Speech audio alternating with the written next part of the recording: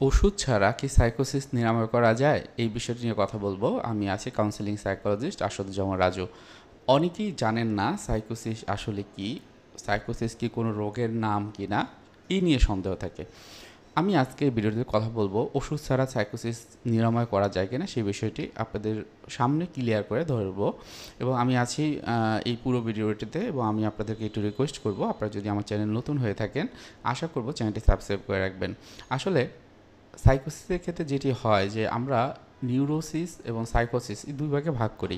কিছু কিছু লক্ষণ থাকতে পারে যেটা হলো নিউরোসিস, অর্থাৎ নিউরোটিক্যাল বিভিন্ন রকমের প্রবলেম হয় কিন্তু ব্যক্তি সব রকমের কাজ ঠিক মতোই করতে পারে, অর্থাৎ ফাংশনাল যে কাজগুলো সেটা ইম্পেয়ার্ড না, সব কাজগুলো সে করতে পারে। কিন্তু যদি তার সমস্যাটি এতটাই বেশি হয় যে তার আশেপাশের মানুষকে অনেক সময় তারা চিনতে পারে না, তার যে সিমটম হয়তো বা ও অনেক বেশি হাসে, অনেক বেশি কাঁদে, আবার অনেক বেশি ডিপ্রেস থাকে, হয়তো বা যখন কারোর সাথে মেশে না, একদমই মেশে না, এই রকম যদি কিছু লক্ষণ থাকে সেক্ষেত্রে কিন্তু তার সাইকোসিসের যে বিষয়গুলো চলে আসতে পারে।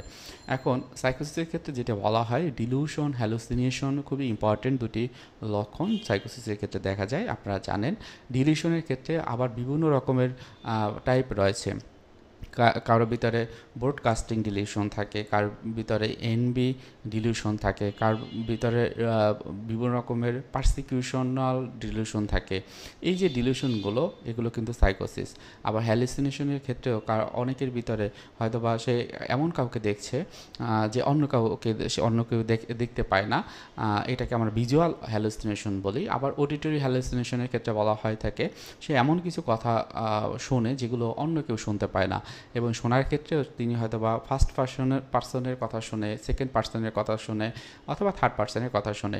এখন এই যে সিমটমগুলো এগুলো কিন্তু সাইকোসিসের লক্ষণ হিসেবে আসে।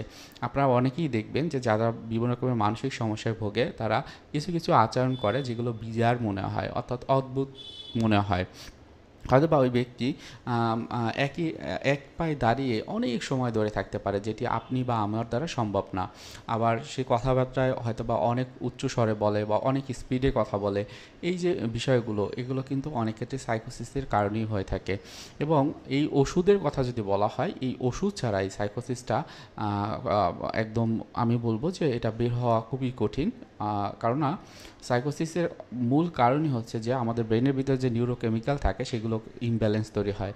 আপনারা অনেকেই জানবেন আপনাদের ব্রেনের ভিতরে যে ডোপামিন বা সেরোটোনিন, এই যে হরমোনগুলো রয়েছে এগুলো কিন্তু ইমব্যালেন্স হয়, এবং যখন অনেক বেশি ইমব্যালেন্স হয় আমরা বলি সিভিয়ার হয়, মাইল্ড টু মডারেট থেকে, তখন কিন্তু সাইকোসিস গ্রো করে।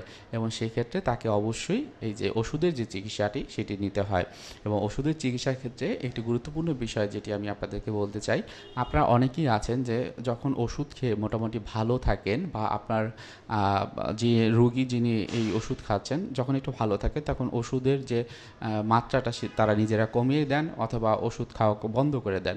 এক্ষেত্রে এটা সাইড এফেক্ট অনেক তীব্র হতে পারে, কেননা কোনো একটা মানসিক রোগের যে ওষুধ খাওয়া অবস্থায় সেটা যদি চলমান থাকে এবং আপনারা যদি একটু উন্নতি দেখে যদি এটাকে বন্ধ করে দেন, বা অনেকের ক্ষেত্রে আছে যে দেখা দেখা যায় কোনো রকম উন্নতি হচ্ছে না, সেক্ষেত্রে বন্ধ করে দেন। এবং এর ক্ষেত্রে যেটা হয় এটা রিল্যাপস হতে পারে। রিল্যাপস হওয়া মানেই হলো তার ভিতরে যতটুকু উন্নতি হয়েছে সেটি আবার ফিরে আসবে, এবং সেই ক্ষেত্রে তার চিকিৎসার মাত্রাটি অনেক বেড়ে যাবে। হয়তো বা তার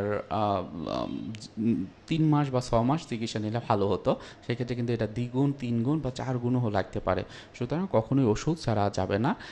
এবং সাথে সাথে আমি বলবো কারো ভিতরে যদি সাইকোসিস থাকে, ওষুধ যদি নিয়ে থাকেন, একটা সময় দেখবেন যে আপনার লক্ষণগুলো মাইল্ড টু মডারেট লেভেলে আসবে, অর্থাৎ সাইকোসিসের ক্ষেত্রে সিভিয়ার কন্ডিশন থাকে যে কোনো রকমের লক্ষণ থাকুক না কেন, এবং সেটি ওষুধের মাধ্যমে একটা পর্যায়ে মাইল্ড টু মডারেট লেভেলে আসে, কমে যায়, এবং তখন অবশ্যই আপনারা কাউন্সেলিং বা সাইকোথেরাপি শুরু করবেন। মনে রাখবেন সাইকোসিসের ক্ষেত্রে শুধুমাত্র ওষুধের যে চিকিৎসা সেটিই নয়, বরং কাউন্সেলিং এবং সাইকোথেরাপি উভয়ই দরকার। এমনও হতে পারে আপনি ইনিশিয়ালি সাইকোসিস কি না সেটা বুঝতে পারছেন না, সেক্ষেত্রে কাউন্সেলিং বা সাইকোথেরাপি শুরু করতে পারেন যিনি কাউন্সেলিং সাইকোলজিস্ট অথবা ক্লিনিক্যাল সাইকোলজিস্ট, তারা আপনাকে হেল্প করবে এই বিষয়টি সম্পর্কে। সাথে সাথে আপনার যদি দরকার হয় সাইকিয়াট্রিক কোনো মেডিসিন বা সাইকিয়াট্রিস্টের কাছে রেফার করতে, তখন তিনি কিন্তু করে থাকবেন। তো আশা করি আপনারা এই ভিডিওর মাধ্যমে বুঝতে পেরেছেন। কারো কোনো প্রশ্ন থাকলে কমেন্টের মাধ্যমে জানাবেন। সালামু আলাইকুম।